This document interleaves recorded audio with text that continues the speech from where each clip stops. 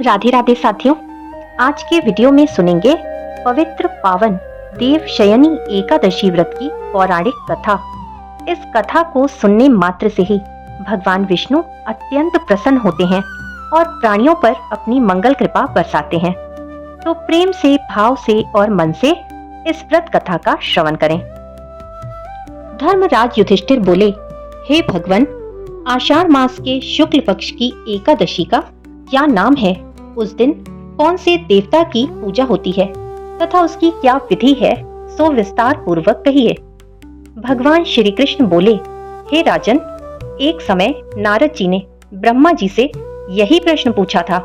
तब ब्रह्मा जी बोले, हे नारद, तुमने कलयुग के जीवों के उद्धार के लिए सबसे उत्तम प्रश्न किया है, क्योंकि एकादशी का व्रत सब व्रतों में श्रेष्ठ है। इसके व्रत से समस्त पाप नष्ट हो जाते हैं। इस एकादशी का नाम पद्मा है। इसके व्रत करने से विष्णु भगवान अत्यंत प्रसन्न होते हैं। मैं एक पौराणिक कथा कहता हूँ, सो ध्यान पूर्वक सुनो। सूर्यवंशी मानधाता नाम का एक राजा था। वो सत्यवादी, महाप्रतापी और चक्रवर्ती था।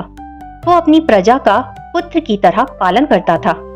इसकी समस्त प्रजा धन धान्य से परिपूर्ण थी और सदैव सुख पूर्वक रहती थी। उसके राज्य में कभी अकाल नहीं पड़ता था। एक समय राजा के राज्य में अकाल पड़ गया और प्रजा अन्न की कमी के कारण अत्यंत दुखी रहने लगी। राज्य में यज्ञ होने बंद हो गए।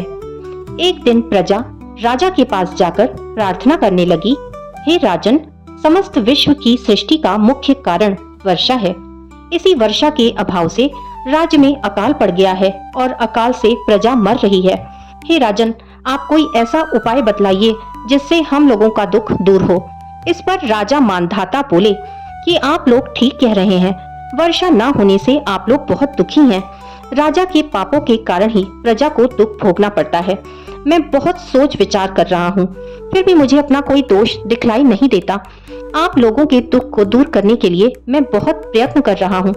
ऐसा कहकर राजा मानधाता भगवान की पूजा कर कुछ मुख्य व्यक्तियों को साथ में लेकर वन को चल दिए। वहां वह ऋषियों के आश्रमों में घूमते घूमते अंत में ब्रह्मा के पुत्र अंगीरा ऋषि के आश्रम पर पहुंचा। उस स्थान को राजा रथ से उतरा और आश्रम में आया। वहां मुनि अभी नित्य कर्म से निवृत्त हुए थे कि राजा ने उनके सम्मुख प्रणाम किया और मुनि ने उनको आशीर्वाद दिया। फिर राजा से बोले कि हे राजन, आप इस स्थान पर कैसे पधारे हैं, सो कहिए। राजा बोला, हे महर्षि, मेरे राज्य में 3 वर्ष से वर्षा नहीं हो रही है।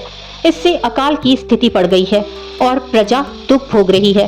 राजा के पापों के प्रभाव से ही प्रजा को कष्ट मिलता है, ऐसा शास्त्रों में लिखा है। मैं धर्मानुसार राज्य करता हूँ, फिर यह अकाल कैसे पड़ गया है, इसका मुझे अभी तक पता नहीं लग सका। अब मैं आपके पास इसी संदेह की निवृत्ति के लिए आया हूँ। आप कृपा कर मेरे इस संदेह को दूर कीजिए और प्रजा के कष्ट को दूर करने के लिए कोई उपाय बतलाइए। इस पर ऋषि बोले, हे राजन, यह सतयुग सब युगों में श्रेष्ठ है। इसमें धर्म के चारों चरण सम्मिलित हैं।